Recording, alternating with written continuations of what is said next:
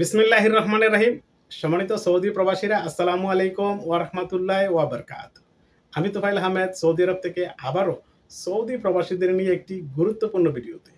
সম্মানিত সৌদি প্রবাসীরা, আমরা যারা সৌদি আরবে আছি, আজ 25শে মার্চ 2025 থেকে আমাদের জন্য সৌদি আরবের ওজারাতুল খেদমা অর্থাৎ সরকারি যত সার্ভিসগুলো আছে, সরকারি যত সেবাগুলো আছে সেগুলো বন্ধ হয়ে গিয়েছে এবং কি বন্ধ হয়েছে, কবে থেকে আবারও শুরু হবে সেই বিষয় নিয়ে আজ বিস্তারিত আলোচনা করব।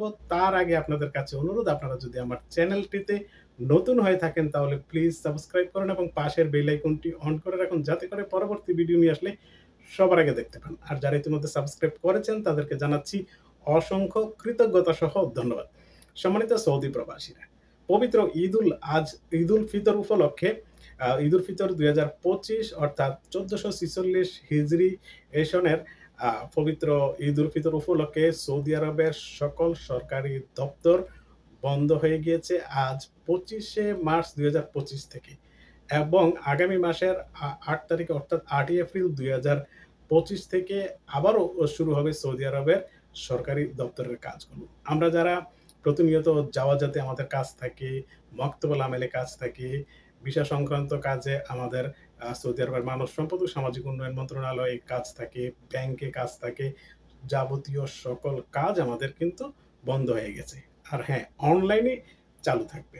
অনলাইনের কাজ যেটা সবকিছু ঠিক থাকলে অনলাইনের কাজ সবসময় চালু আছে, কারণ সৌদি আরবে আপনারা জানেন যে অনলাইন নির্ভর একটি দেশ এবং ডিজিটাল সবকিছুতেই ফাস্ট। আর যারা অনেকে বলছেন যে আপনার ব্যাংক বন্ধ হয়ে গেছে, তাহলে অর্থ কিভাবে লেনদেন করবেন?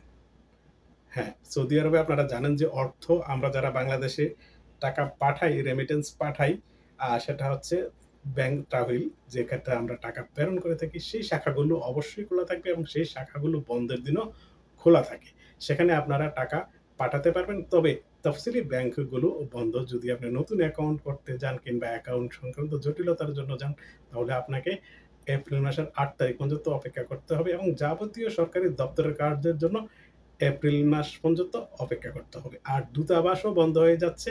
দূতাবাস আগামীকালকে বন্ধ, কারণ হচ্ছে বাংলাদেশের জাতীয় দিবস ও স্বাধীনতা দিবস উপলক্ষে। তারপরের দিন হবে বাংলাদেশের শবে কদর উপলক্ষে বাংলাদেশে বন্ধ থাকে। সৌদি আরবে বন্ধ থাকে না, কিন্তু দূতাবাস বাংলাদেশের বন্ধ এবং সৌদি আরবের বন্ধগুলো অনুসরণ করে।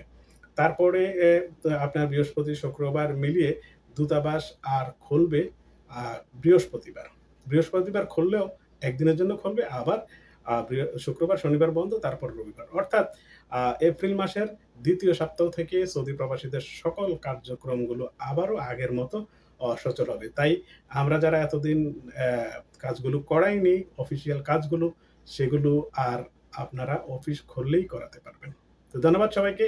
সবাইকে ঈদের অগ্রিম শুভেচ্ছা, ঈদ মোবারক জানিয়ে আজকের মতো ভিডিওটি এখানেই শেষ করছি। সবাই ভালো থাকুন, সুস্থ থাকুন, নিরাপদে থাকুন। আল্লাহ হাফেজ। আসসালামু আলাইকুম ওয়া রাহমাতুল্লাহি ওয়া বারাকাতুহু।